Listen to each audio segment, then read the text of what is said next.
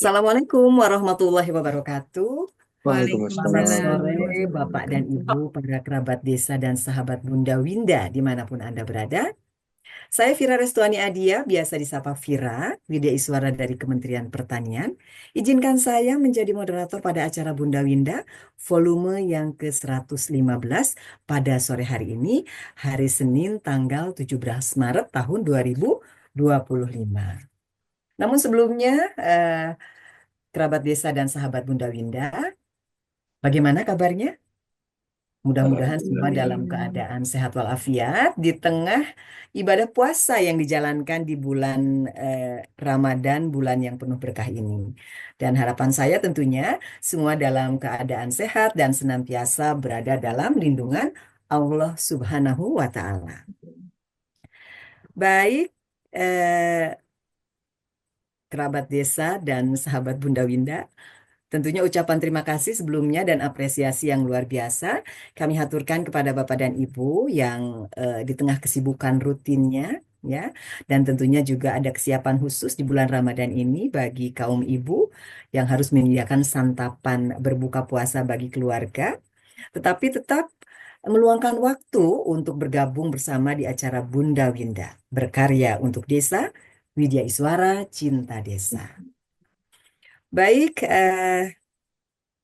Bapak dan Ibu, para kerabat desa dan sahabat Bunda Winda, ada hal yang istimewa di kesempatan hari ini karena pada kesempatan hari ini kita akan menghadirkan narasumber yang luar biasa. Namun sebelumnya, seperti biasa, kita akan bersama-sama mengikuti dan mendengarkan pengantar dari program Bunda Winda. Untuk itu, kepada wali program kita, Bapak atau yang mewakili Bapak Juniawan, Dr. Juniawan, kami silahkan. Baik, Bu Vera, terima kasih atas kesempatannya. Assalamualaikum warahmatullahi wabarakatuh. Selamat sore, teman-teman sekalian, kerabat Bunda Winda. Alhamdulillah kita panjatkan kehadirat Allah, Tuhan Yang Maha Kuasa.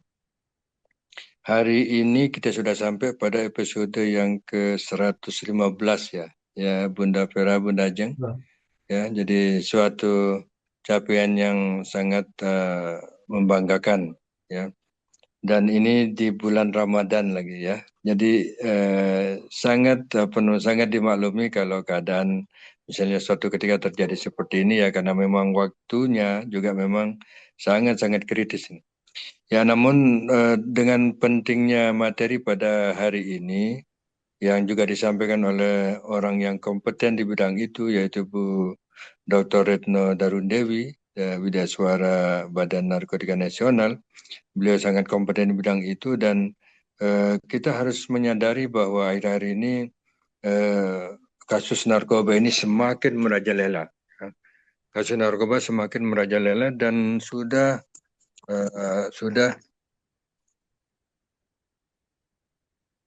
sangat mengancam kehidupan bangsa dan negara.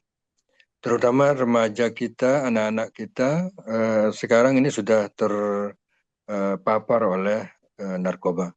Bahkan akhir-akhir ini kita sering mendengar begitu banyak kampung narkoba baru. Ya, kemarin di Lombok ada 2 kampung narkoba sudah digerebek ya. Tempo hari sebelum itu ada di Jakarta Utara di Tanjung Priok dan di Sulawesi juga begitu banyak. Nah, ini artinya bahwa bahaya narkoba ini sudah menjelma menjadi penyakit masyarakat. Ya, sangat memprihatinkan. Ya, di tengah giatnya kita pemerintah untuk meningkatkan SDM masyarakat, meningkatkan kesejahteraan masyarakat, ternyata gempuran dari para penggiat narkoba, orang-orang yang menjadi pengedar maupun pengguna ini semakin bertambah banyak. Nanti detailnya kita akan mendengarkan langsung dari Ibu Retno sebagai narasumber kita pada sore hari ini. Terima kasih Bu, selamat mengikuti. Terima kasih Bu Retno atas kehadirannya pada kesempatan hari ini. Mudah-mudahan ini berguna bagi kita semua dan berguna bagi seluruh rakyat Indonesia. Selamat berpuasa, selamat menikmati sore hari ini. Terima kasih dari saya. Bila taufiq wal hidayah. Assalamualaikum warahmatullahi wabarakatuh. Waalaikumsalam warahmatullahi wabarakatuh. Terima kasih Bapak Juniawan untuk pengantar program di Bunda Winda volume 115 ini. Baik Bapak dan Ibu, para kerabat desa dan sahabat Bunda Winda, dimanapun Anda berada, tiba saatnya kita untuk memasuki acara yang sudah kita tunggu-tunggu tentunya, yaitu pemaparan materi dengan judul Desa Bersinar, Desa Bersih Narkoba, menghadirkan narasumber yang luar biasa. Sudah hadir di tengah-tengah kita, Ibu Dr. M. Retno Darudewi, SPSI, MSI, Widya Iswara dari Badan Narkotika Nasional. Betul tidak, Bu? Sebutannya betul ya, Iya, Bu? betul, Bu. BNN, betul ya, Bu? Baik Ibu, terima kasih untuk kehadirannya. Selamat sore tentunya sebelumnya. Terima kasih untuk Ibu bisa bergabung di Bunda Winda volume 115. Baik, tidak membuang waktu tentunya Ibu, kami persilahkan untuk menyampaikan materinya. Baik, terima kasih Bu Vira, Pak Juniawan. Assalamualaikum warahmatullahi wabarakatuh. Waalaikumsalam. Waalaikumsalam. Suatu kehormatan buat saya bisa bersama-sama dengan Bapak Ibu sekalian. Kita ada di acara Bunda Winda. Ini satu kehormatan yang luar biasa bisa berada di tengah-tengah orang-orang yang keren-keren ya, karena orang-orang yang punya hati untuk membangun negeri ini. Izin saya share screen. Silakan Ibu. Jadi hari ini kita sama-sama mau berdiskusi tentang desa bersinar, ya. Desa bersih daripada narkoba. Nah, memang bicara tentang narkoba, ini tidak ada satupun profesi atau tidak ada satupun wilayah yang bisa terbebas dari penyalahgunaan narkoba. Kenapa bisa begitu? Ya, karena di negara manapun belum ada yang berhasil mengatasi sampai zero gitu. Narkoba ini menjadi bisnis yang amat sangat menggiurkan. Mengapa tertarik dengan Desa Bersih Narkoba selain memang program daripada BNN sendiri? Karena ketika saya belajar di Lemhanas, izin berbagi informasi ketika saya ikut pendidikan Lemhanas PPRA di tahun 2022, itu banyak daripada kementerian dan lembaga larinya semua ke desa.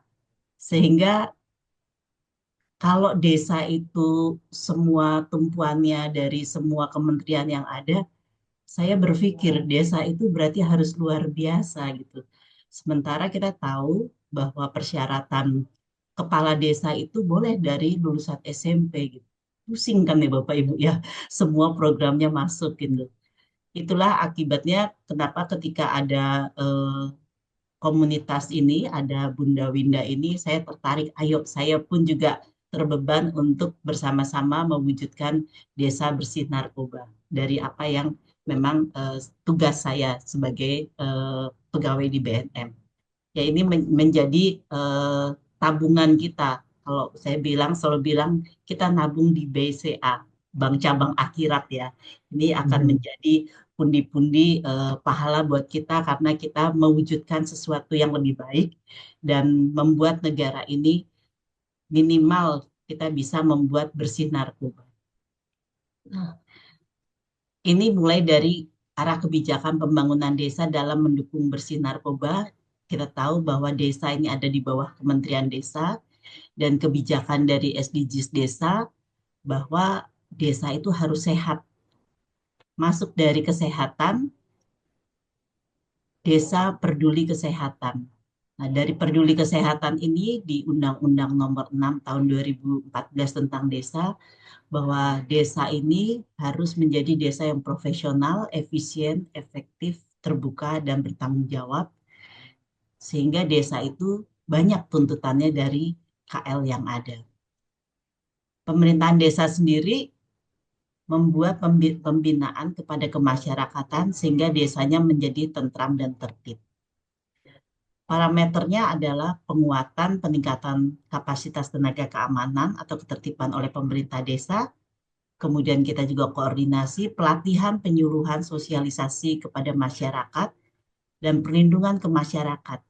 Kita punya tanggung jawab bagaimana kita melindungi masyarakat yang ada, terutama dengan Widya Iswara sebagai pengabdian masyarakat, bagaimana kita melindungi masyarakat yang ada. Kemudian dimunculkan kegiatan-kegiatan supaya desa itu menjadi tentram, tertib, dan terlindungi. Bapak Ibu sekalian, ketika semangat transformasi di desa, desa sebagai subjek utama pembangunan, sekarang ini desa didorong untuk mengembangkan aktivitasnya. Karena itu sekarang para kepala desa kita dorong supaya mau desanya itu menjadi desa bertumbuh ya. Desa berhak mengatur atau mengurus sendiri urusan perencanaan, pelaksanaan, dan pengembangan lokal. Dia punya dana desa yang luar biasa.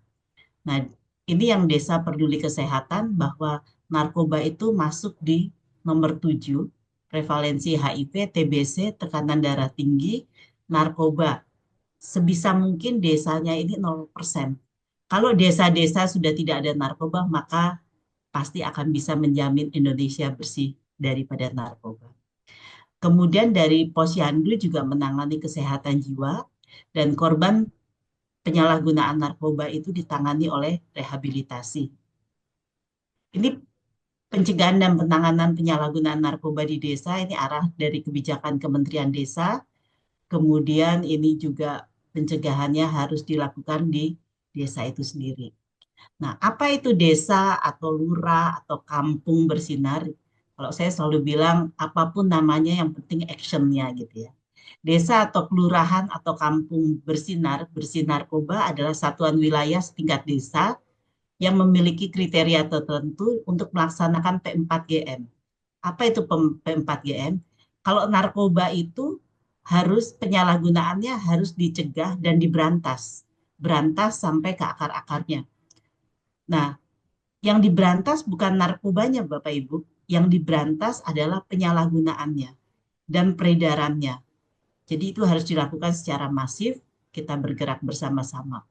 Indikatornya penetapan desa kelurahan bersinar melalui surat SK pimpinan yang ada, bupati atau wali kota, pendanaannya ada, program desanya itu dapat berjalan, kemudian punya relawan anti narkoba. Nah, kita para Widya Iswara bisa menjadi relawan anti narkoba karena para Widya Iswara adalah guru bangsa, ya, menjadi penggiat, menggiatkan desa-desa untuk bersih narkoba. Desa punya program IBM, intervensi berbasis masyarakat dan agen pemulihan. Apa maksudnya? Jadi rehabilitasi itu BNN punya rehabilitasi. Tapi kalau masih dalam kriteria ringan dan sedang, ayo kita bergerak di desanya dulu supaya apa? Kalau di BNN itu rehabilitasinya gratis. Kalau bicara gratis itu sebenarnya itu biaya negara. Nah, biarlah yang ada di tempat-tempat rehabilitasi seperti BNN yang memang sudah parah gitu. Tapi kalau yang ringan dan sedang ini masih kita bisa keroyok rame-rame lewat petugas-petugas terlatih dari IBM, intervensi berbasis masyarakat atau agen pemulihan. Sehingga Bapak Ibu sekalian, kita bisa membimbing atau mengajar bagaimana orang-orang yang punya hati untuk menjadi agen pemulihan di desa atau kampung yang ada. Kemudian masyarakat paham akan bahaya narkoba sehingga punya ketahanan, resiliensi.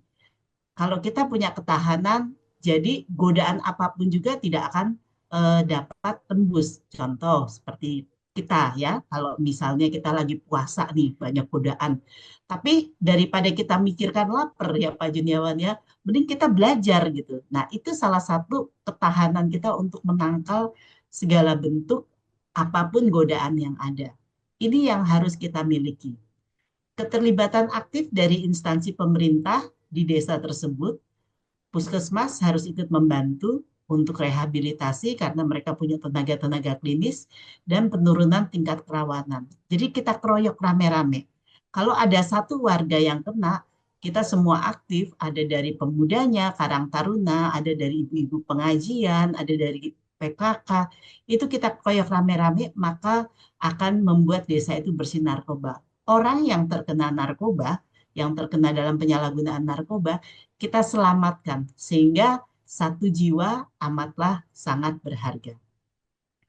Nah, ini tahap pembentukan desa bersinar dari komitmen. Kepala desanya atau lurahnya harus punya komitmen. Ajak jajarannya dan bikinlah namanya desa atau kelurahan bersinar. Kemudian bikin kelompok kerja. eh, Anggaran memang namanya kegiatan pasti ada anggaran. Tetapi Bapak Ibu jangan karena masalah anggaran tidak ada anggaran kita tidak bisa bikin ya.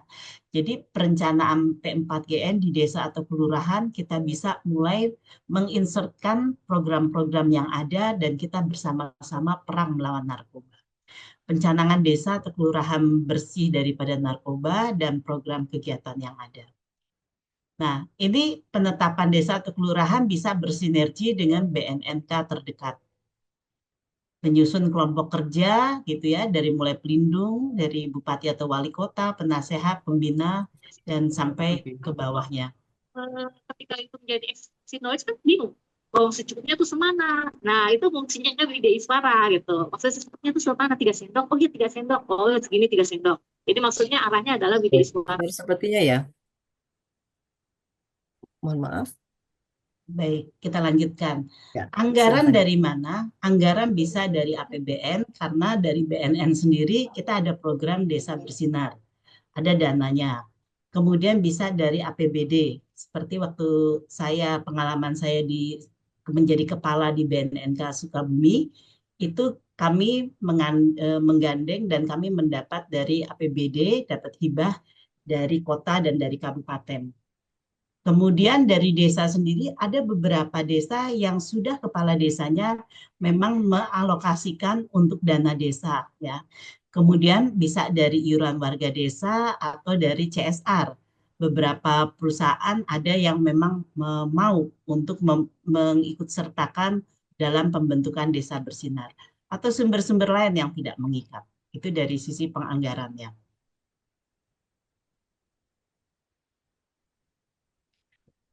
Kemudian kebijakan dana desa ini sebenarnya sudah ada dari Kementerian Desa, bahwa dana desa adalah dana yang dipakai oleh desa untuk menjalankan kewenangannya. Dan ini bisa masuk untuk dukungan pengembangan desa bersih daripada narkoba. Jadi apa aja yang harus dilakukan? Ini bisa masuk dari kegiatan keagamaan, misalnya Jumat bersinar gitu ya, dari apa namanya khotbah-khotbah yang diberikan dalam rangka pencegahan penyalahgunaan narkoba, penyuluhan sosialisasi atau seminar tentang narkoba, pagelaran festival seni budaya untuk pencegahan penyalahgunaan narkoba. Kalau saya waktu itu di Sukabumi bikinnya dalam rangka ulang tahun kabupaten yang ada, itu kita masuk dari situ. Olahraga dan aktivitas kita juga bisa lakukan, kemudian penyebaran informasi, pelatihan relawan atau kegiatan para penggiat anti narkoba. Nah, bentuk keterlibatan kegiatan dalam upaya-upaya melakukan pencegahan bisa dalam kegiatan kerja bakti. Ini juga kita masuk ketika kerja bakti sambil kita melakukan sosialisasi, kita sebar apa namanya informasi-informasi yang ada, pengajian atau ibadah rutin, lomba poster. Kalau kemarin saya di Sukabumi bikin lomba duta anti narkoba gitu ya. Jadi mereka para anak-anak SMA kita lombakan itu senang sekali mereka, apalagi mereka dapat sertifikat, dapat penghargaan, dan itu bisa dipakai menambah poin-poin masuk ke dalam universitas. Itu testimoni dari mereka. Lomba mural atau penyuluhan anti narkoba, siskamling atau gerakan masyarakat. Ini bisa kita libatkan di masyarakat. Apalagi yang bisa kita lakukan KIE. pembentukan relawan, pembentukan agen pemulihan. Bicara agen pemulihan ini lebih spesifik kepada rehabilitasi dan kita bisa cari orang-orang yang memang keterbebanan untuk menyelamatkan satu orang pecandu narkoba.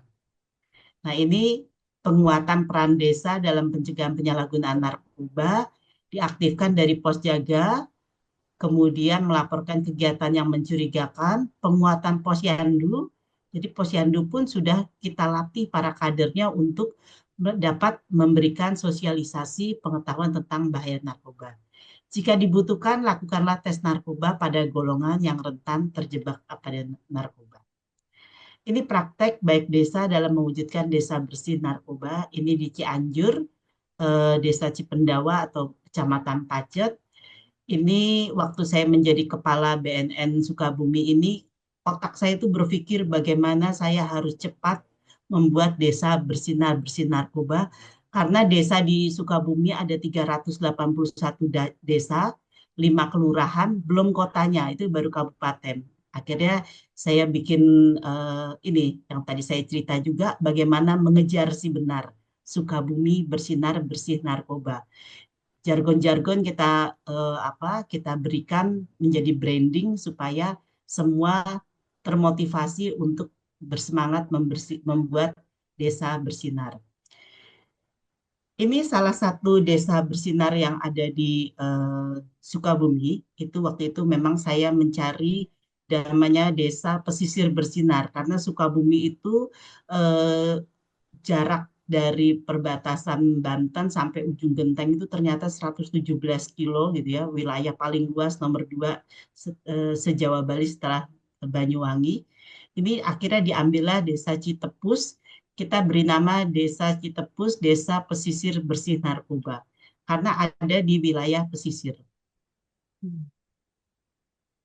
Ini cerita tentang Pelabuhan Ratu, karena Pelabuhan Ratu sudah sangat terkenal. Jadi ini Desa Citepus ini di Pelabuhan Ratu.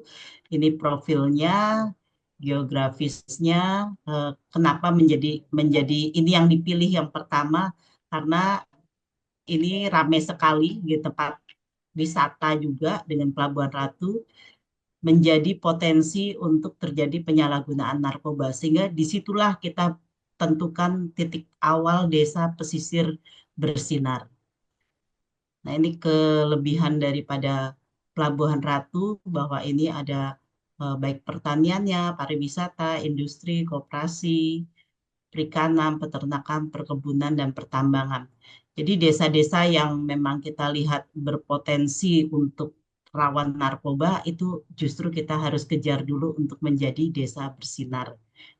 Apalagi sekarang dengan tambahnya tol yang ada mudah sekali ya untuk ke Pelabuhan Ratu, dan Pelabuhan Ratu itu menjadi tempat wisata menarik karena Ancol sudah amat sangat. Jadi orang Jakarta itu pada perginya kalau liburan itu ke Pelabuhan Ratu. Kalau ke Pangandaran kan cukup jauh. Kalau Pelabuhan Ratu itu jaraknya termasuk amat bisa dijangkau. Kemudian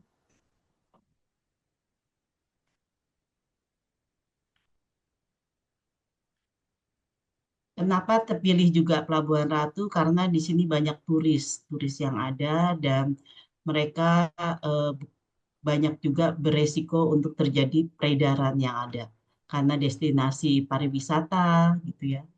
Dan ini jangan sampai desa yang sudah bagus ini menjadi tempat untuk penyalahgunaan narkoba. Bagaimana caranya? Ini kita harus tetap berkolaborasi.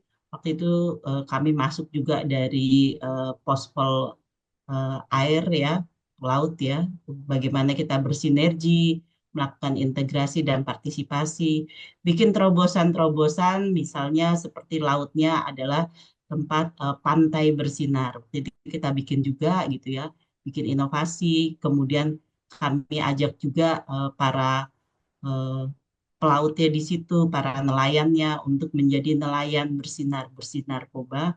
Kemudian karena kita masuk di digital ya, digital juga tidak bisa kita hilangkan. Jadi kita eh, ambil ini menjadi satu challenge untuk bisa membuat desa bersih narkoba. Nah, ini salah satu kekuatan juga ketika saya di Sukabumi melakukan Perda. Perda itu sudah ada sebenarnya nomor 4 tahun 2020, tapi sosialisasi susah banget. Akhirnya ketika ada anggota yang ikut apa namanya eh, CPNS waktu itu Latsar, saya suruh bikin infografis dan ketika infografis ini jadi Perda amat sangat banyak dilihat orang gitu ya. Jadi ternyata infografis pun juga sangat membantu. Ketika dalam bentuk regulasi dengan tulisan tidak menarik, tapi ketika infografis itu ada menjadi sangat menarik. Ya, banyak harus bikin terobosan-terobosan bagaimana untuk perang melawan narkoba, bikin jargon-jargon supaya kita bisa lebih cepat, lebih efektif dalam melakukan pembentukan desa bersinar. Ini peta Kabupaten Sukabumi dan kota, desa-desa ya, atau yang sudah masuk dalam bersinar. Ini kegiatan-kegiatan yang ada, sama-sama kita tolak untuk apa narkoba masuk. Ya. Jadi semakin intinya Bapak Ibu, desa rawan narkoba sama wilayah rawan narkoba sama tidak itu dari jumlah kegiatan yang banyak dilakukan. Semakin banyak kegiatan untuk melakukan pencegahan dan lainnya, maka desa itu menjadi desa tidak berisiko. Itu aja yang saya bisa bagikan kepada kita semua. Yang pasti memang harus punya kesadaran ya, kesadaran dalam eh, sama-sama memberantas penyalahgunaan narkoba karena ini masalah kita bersama, masalah negara, kita nggak bisa diem aja. Tapi kalau kita sama-sama bergerak, maka amanlah desa itu. Begitu Bu Fira yang bisa saya bagikan kepada kita semua, sukses untuk kita semua. Baik, terima kasih Ibu Dr. Retno Darudewi untuk paparannya yang luar biasa ya Bu ya. Kita setiap hari dikagetkan dengan informasi-informasi terkait penyebaran dan penyalahgunaan narkoba ya Bu ya. 2 hari ke belakang di media kita juga kita dikagetkan dengan adanya penyalahan narkoba ya. Iya, Jangan sampai nanti terus 1,2 ton itu Bu. betul betul Ibu, Ibu Cuman satu betul. bulan Februari doang. Ya, dan keprihatinan yang luar biasa adalah orang-orang yang terlibat di dalam penyalahgunaan itu ya Bu ya. Sangat memprihatinkan. Dan tentunya harapannya tidak sampai terus masuk menelusup ke desa-desa kita yang sekian banyaknya begitu. Jadi keren banget loh Bu, desa bersih narkoba. Berapa desa di Indonesia? Ketika semua bersinar, insya Ya, Allah Indonesia semakin maju. Baik, baik Bapak dan Ibu, para kerabat desa dan sahabat Bunda Winda tentunya. Jangan lewatkan kesempatan untuk kita menggali bersama paparan yang disampaikan oleh Ibu Dr. Retno terkait dengan Desa Bersinar, Desa Bersih Narkoba. Barangkali ada yang ingin ditanyakan, silahkan. Tentunya apresiasi yang luar biasa untuk Bapak Ibu yang sudah meluangkan waktu untuk bergabung di Bunda Winda volume 115. Baik, ada yang ingin ditanyakan, silahkan. Boleh raise hand atau langsung bertanya. Saya Bu Vera. Boleh, silahkan Bapak Juniawan. Baik, ya. Terima kasih Mbak Vera. Ini menarik sekali apa yang tadi disampaikan oleh Bu Dr. Retno ya. Saya berpikir keras ya, gimana narkoba yang tadinya hanya ada di perkotaan, di tempat-tempat tempat-tempat orang nakal ya, katakan seperti itu ya. Kemudian daerah-daerah kriminal itu. Sekarang bisa masuk ke desa-desa yang tadinya kita anggap desa-desa yang bagus, yang agamis gitu ya. Ini bagaimana kira-kira menjelaskannya Bu Retno? Ya, karena kan tentunya kalau masuk itu kan berarti orangnya kan harus pertama mesti ada orang yang mengedarkan. Setelah ada mengedarkan mesti ada orang yang menggunakan. Nah, ini kan jadi ada keterkaitan barang dan jasa lah ya, produk ya, suatu produk dengan konsumennya gitu. Nah, ini bagaimana menjelaskannya Bu Retno? Terima kasih. Baik, Bu Retno, boleh langsung dijawab? Ya, baik. Terima kasih, Bu Fira. Ini saya lihat di grup ini ada Bu Rotua, dia dari BNN juga. Kebetulan yang punya program Desa Bersinar ya, dari Deputi Pencegahan. Nanti boleh ikut bergabung ya, Bu Boleh. Rotua. Kita bisa diskusi bareng-bareng. Tapi Sangat terima kasih boleh. untuk pertanyaan dari Ayahanda ini Pak Juniawan ini bapak saya ini banyak harus berguru dengan beliau.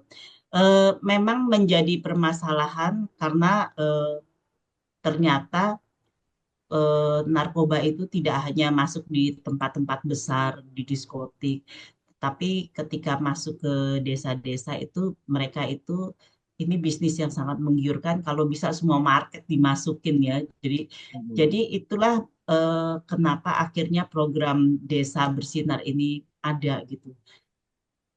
Kayak contoh ya, misalnya dari Bogor gitu ya. Kemarin itu kita pikir itu Bogor lah, Bogor, Depok itu yang rawan banget. Ternyata karena banyak sekali terjadi apa namanya pada pemeriksaan, pada penyelidikan itu larinya akhirnya mana paling gampang kan antara Bogor, Depok itu paling gampang mana Sukabumi gitu ya. Yang orang nggak berpikir apa namanya masih inilah masih kampung lah. Padahal di situ ternyata sudah banyak gitu. Nah, kasus yang kemarin itu dalam 1 bulan Februari 2025 ternyata apa namanya BNN bersama stakeholder berhasil mengungkap sampai 1,2 ton gitu. Itu lari dari Wow. mana? Dari Aceh. Aceh. Nanti saya kebetulan bikin tulisan juga. Kan kita kan Widya Suara harus seneng nulis ya. Jadi ternyata dari Aceh masuk ke Sumatera Utara, mereka coba-coba kayak misalnya ya ganja di Aceh harganya mungkin 2.000 perak gitu. Di Jakarta kalau tidak ketangkep bisa sampai 200.000. Ini bisnis yang amat sangat menggiurkan. Iya, iya. Ada 2 bandar ya saya wawancarai gitu ya. Eh, Apa yang menyebabkan dia tertarik untuk menjadi seorang pengedar? Jawabnya begini, saya kalau disuruh berhenti juga nggak apa-apa. Saya ketangkep, ya sudah masuk penjara berapa tahun, dan bukan rahasia lagi, lapas pun jadi tempat peredaran Tempat narkoba. peredaran ya. Nah, 7 turunan nggak akan habis gitu. Jadi, jadi apa namanya mereka itu apa ya? Benar ya kalau saya cinta uang adalah akar dari kejahatan. Makanya kalau hukuman mati pun tidak menakutkan buat para pengedar. Jadi apa yang ditakutkan oleh manusia zaman sekarang? Takut nggak punya uang, takut nggak punya uang ya.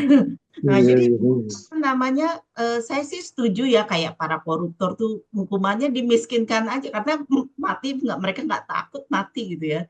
Nah, Iya. jadi mana lagi yang bisa dikejar, Pak Bu? Bukan apa namanya banyak juga ya. Kalau kita kan namanya ya ini apa namanya yang saya dapatkan banyak kita sebagai orang tua mau menyekolahkan anak kita masuk pesantren supaya dia lebih religi. Jangan salah Bapak Ibu, ketika ketika kita berpikir seperti itu dan ini anak kita agak agak nakal kita masukkan aja lah pesantren biar biar ini biar dia lebih religi. Ternyata ketika kumpul ada nih Pak Bu, ini salah satu pesantren. Justru di situ itu malah apa namanya kumpulan anak-anak nakal gitu ya. Dan terjadilah seperti itu. Sedih banget kan gitu.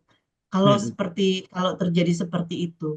Terus modus-modus yang dipakai luar biasa banyaknya gitu ya. Jadi seperti kemarin saya sempat cerita di Esa Unggul, modusnya apa? Mereka pakai kitab suci, pakai apa patung Bunda Maria. Di situ narkoba Hmm. narkoba dimasukkan gitu. Karena kita berpikirnya nggak mungkin lah itu kan religi ya, Iya. pikirnya rohani. Ternyata itu dipakai gitu tempat-tempat apa namanya batu nisan. Orang kan pikirnya, namanya orang mati. Ternyata itu dipakai untuk terjadi apa peredarannya. Kalau yang kemarin 1,2 ton di BNN itu dia masuk lewat paket-paket yang ada. Begitu Pak Juniawan. Jadi jangan kita berpikir juga, oh desa lah jauh lah dari keramaian, nggak mungkin. Saya pernah Pak izin dari Entikong. Entikong itu daerah perbatasan Malaysia dengan Indonesia. Waktu saya lihat ya, kalau kita lihat perbatasan Indonesia dengan Malaysia sedih banget loh. Dari tiang listriknya aja tuh Malaysia bagusnya banget banget gitu. Kita tuh aduh parah banget. Sementara kalau kita lihat eh, pejabat-pejabat di Indonesia yang ditempatkan di daerah-daerah perbatasan berpikirnya apa? Kapan bisa ke Jakarta? Kapan bisa ke Jakarta? Nah, akhirnya mereka gak serius kan. Nah, kemudian jadi kalau orang-orang dari Malaysia membawa narkoba itu lewat-lewat aja. Termasuk kemarin yang 1,2 ton itu banyak dari Malaysia. Tetapi orang kita kalau bawa narkoba keluar lewat Malaysia itu hukumannya kan mengerikan kan kalau di Malaysia itu. Nah, di Entikong itu ada sebuah sekolah, di situ anaknya baik-baik tuh. Itu besar di sekolahnya. Ya, Senin sampai Jumat. Ketika Jumat mereka kembali harus pulang, mereka pulang ke daerah pedalaman. Nah, mereka bawa bawa narkoba yang dari daerah perbatasan itu masuk ke dalam. Jadi kalau kita berpikir nggak mungkin lah narkoba masuk ke dalam kan adanya di perkotaan. Nggak juga. Ternyata sudah sampai ke pedalaman pun itu terjadi penyalahgunaan dibagi gitu ya. Awalnya dibagi, lama-lama disuruh beli gitu. Beli, ya. Begitu Oke. Pak Juniawan. Bu Oke. Rotwa mungkin mau berbagi izin ya Bu Fira. Silakan Ibu. Selamat sore, Ibu izin. Eh, Mohon maaf saya tadi karena Bu Retno share ya untuk event hari ini terkait materi tentang desa bersinar dan memang mungkin saya tidak terlalu banyak menginformasikan Bu karena tadi Bu Retno Daru udah sangat gamblang ya menjelaskan tentang permasalahan tentang P4GN khususnya yaitu yang ada di desa. Mungkin kalau lihat data, Bu, kita bicara data, ada sekitar 83.794 desa dan kelurahan ya, Bu, menurut data BPS tahun 2022. Dan di BNN ini, Bu, izin, tadi Bu Retno sudah sampaikan bahwa kami memang mempunyai satu program yaitu Desa Bersinar, tapi nyatanya Bu, sampai dengan tahun 2024 kemarin, Bu, baru 1.905 desa dan kelurahan bersinar yang kami sedang kerjakan, Bu. Artinya kan baru sepersekian ribu, Bu, yang belum kami sentuh gitu, Bu, dalam konteks program dan kegiatan di desa dan kelurahan. Untuk itu izin mungkin dengan event ini kami juga sangat-sangat berharap, Bu, menitip pesan juga kita bisa berkolaborasi, bersinergi seperti apa yang disampaikan oleh Bapak Kepala BNN dalam salah satu strategi beliau begitu. Beliau punya strategi, ada 6 strategi dalam upaya P4GN dalam rangka implementasi Astacita. Salah satunya adalah yaitu penguatan wilayah pesisir dan perbatasan negara. Seperti itu, Bu, izin. Jadi bagaimana cara memperkuat ketahanan dan kapasitas wilayah masyarakat, baik itu di wilayah pesisir dan perbatasan negara dalam menangkal penyelundupan narkoba. Tadi sedikit banyak Bu Retno sudah sampaikan, bahkan sudah diimplementasikan di daerah Ibu Retno dulu ya, Bu, ketika beliau menjadi Kepala BNNK di Sukabumi. Itu salah satunya, Bu. Untuk itulah kami sangat memerlukan sekali strategi yang lain, yaitu penguatan kolaborasi. Dengan ini kami sangat berharap ya, dengan diskusi bagaimana desa dan kelurahan. Kami mungkin juga sebut dengan kelurahan ya, Bu, izin. Bukan cuma desa kalau ya baik. Ternyata memang di desa ini banyak sekali, Bu. Ada tadi Bapak sudah jelaskan, mana mungkin di desa penyalahgunaan narkoba. Nyatanya tidak ada satu desa yang mampu untuk menjamin bahwa wilayahnya bebas dari narkoba. Mungkin seperti itu, Bu, izin. Kalau misalkan kita mau menjelaskan kembali untuk bagaimana strateginya ini khususnya di bidang pencegahan. Ya, program Desa Bersinar di dalamnya kita bicara juga tentang ada ketahanan keluarga anti narkoba. Jadi desa itu bisa melakukan kegiatan mencegah penyalahgunaan narkoba dimulai dari keluarga. Seperti itu, Bu, izin. Mungkin tambahan sedikit dari kami yang kami bisa sampaikan dalam forum ini. Terima kasih. Kami serahkan kembali kepada Bu Retno. Ya, terima kasih Bu Rotwa. Izin Bu Retno. Ya, silakan. Ini gayung bersambut kelihatannya Bu Retno dan Bu Rotua ya. Jadi kami di DPP itu kan punya program namanya Bakti Sosial ya dan pengabdian kepada masyarakat. Nanti di Departemen 8 dan Departemen 7 ya. Itu kita bisa wujudkan Bu Retno. Kita buat program kerjasama antara DPP dengan BNN. Nanti bentuk realnya itu bisa saja baksos, mungkin setiap pekan itu ada widya suara yang turun ke desa gitu. Ya misalnya nanti kita petakan nanti DBNN yang lebih tahu mana kira-kira yang mungkin skala prioritas yang lebih rawan. Misalnya tadi misalnya Sukabumi atau daerah-daerah sekitar ibu kota misalnya ya, di mana kira-kira yang mau kita garap gitu. Nah ini bisa kita wujudkan dalam bentuk kerjasama. Kita sedang menggiatkan kerjasama Bu Retno, Bu Rotua. Jadi supaya DPP ini supaya widya suara itu bisa lebih bisa lebih membumi, ya, mempunyai kontribusi yang real nyata di tengah-tengah masyarakat. Ya jadi tidak hanya widya suara dikenal di kelas, ya mengajar dengan dasi misalnya. Berdasi, perlente, gagah gitu ya. Tapi sekali waktu widya suara juga turun ke desa dengan misalnya hanya pakai baju kaos biasa, dia berada di tengah-tengah komunitas tertentu, kemudian dia menjelaskan atau menerangkan betapa pentingnya misalnya warga masyarakat itu untuk sadar dengan bahaya narkoba begitu. Ya, insya Allah Bu Retno, Bu Rotua kita wujudkan nanti ya. Saya ingin sampaikan tadi ke Pak Ketua Umum agar kita bisa wujudkan dalam bentuk kerjasama yang MOU nanti kita buatkan gitu. Itu Bu, makasih Bu Retno. Baik. Baik, Ibu. Ada tambahan lagi, Bu? Cukup?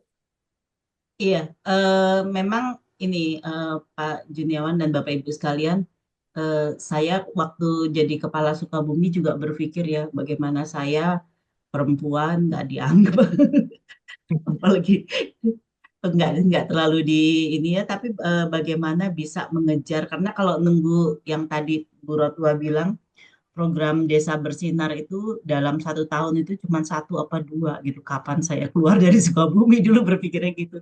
Nah, akhirnya saya ajak mungkin Bapak Ibu juga tahu ya Pak Lamimi gitu ya. Pak Lamimi itu dari Kementerian Dalam Negeri yang punya wilayah. Dia juga memang pemegang agenda 1 kan ya. Nah, kebetulan kan kalau para kepala kecamatannya, dari pertama Pak Camat-camatnya itu kan atau di pemerintah daerah itu kan junior beliau kan. Jadi gampang sekali beliau bisa saya ajak gitu ya, karena kita Widai Suara punya pengabdian masyarakat, beliau yang banyak masuk lewat para juniornya. Makanya itu bisa cepat itu salah satunya. Kebetulan juga Pak Lamimi itu juga penulis buku Desa Bersinar waktu baru-baru itu.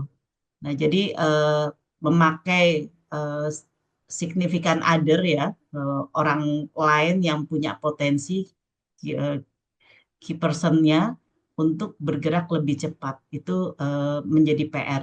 Nah, Widya Iswara itu punya kemampuan untuk mentransfer informasi dengan amat sangat baik. Itu kelebihan Widya Iswara. Dan punya pengabdian masyarakat. Selain memang karena tugas, memang punya hati. Katanya guru bangsa kan. Udah waktunya insaf ya Pak, ya Pak Juniawan ya. Jadi kan Sol itu nggak bisa bohong ya Bapak Ibu ya. Jadi ketika menyampaikan itu jauh lebih bisa cepat masuk gitu. Itu aja sih mungkin nanti bisa kalau sudah lebih berlanjut bisa dibantu Bu Rotwa untuk bisa ber-MOU dengan API. Itu API itu memang profesi Widya Suara memang keren banget. Makanya saya mau jadi Widya Suara. Iya. Dan mungkin Baik. juga bisa menjadi relawan BNN ya Bu, izin.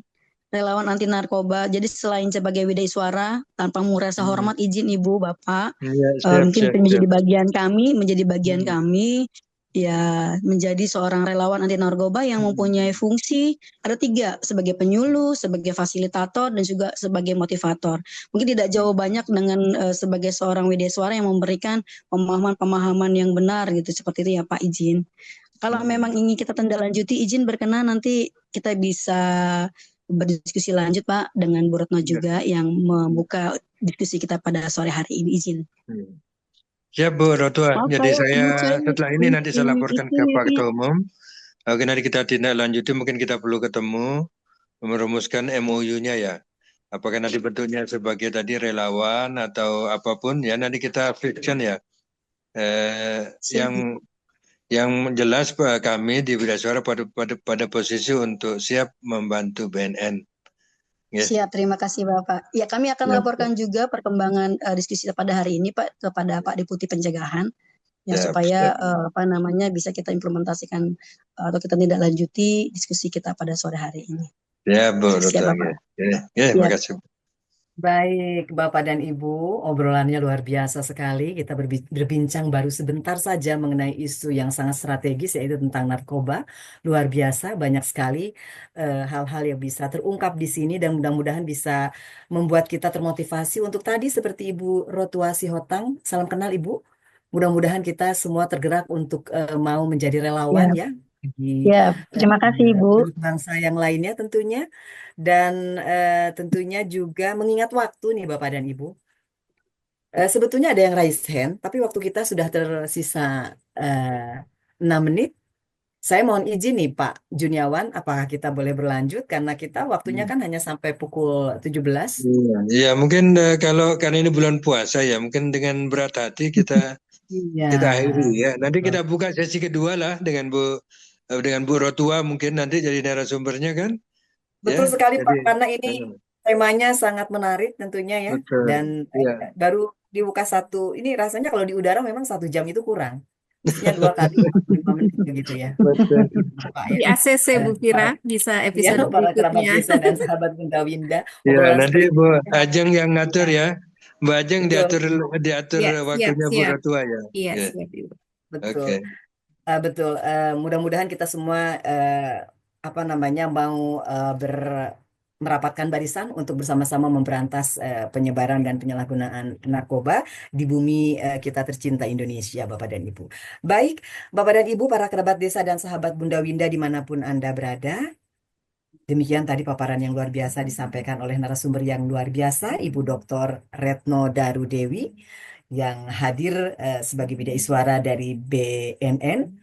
Dan tentunya ucapan terima kasih juga kami haturkan kepada Bapak dan Ibu yang sudah bergabung di Bunda Winda episode ke-115. Karena kini tibalah kita di penghujung jumpa Bunda Winda kali ini, dan mudah-mudahan Bapak dan Ibu dapat memetik hikmah yang positif dari pertemuan Bunda Winda volume ke-115. Harapannya tentunya seluruh Widai Suara terus bersemangat untuk bergabung di Bunda Winda episode selanjutnya, juga hadir sebagai narasumber seperti yang kita lihat saat ini dengan Ibu Dr. Dewi Bu Retno Darudewi ya, yang sudah hadir sebagai narasumber. Baik Bapak dan Ibu, demikianlah akhir dari jumpa kita. Terima kasih untuk kehadirannya. Mohon maaf atas segala kekurangan. Saya haturkan selamat berbuka puasa bagi yang menjalankan ibadah puasa pada waktunya nanti. Dan saya akhiri. Wassalamualaikum warahmatullahi wabarakatuh.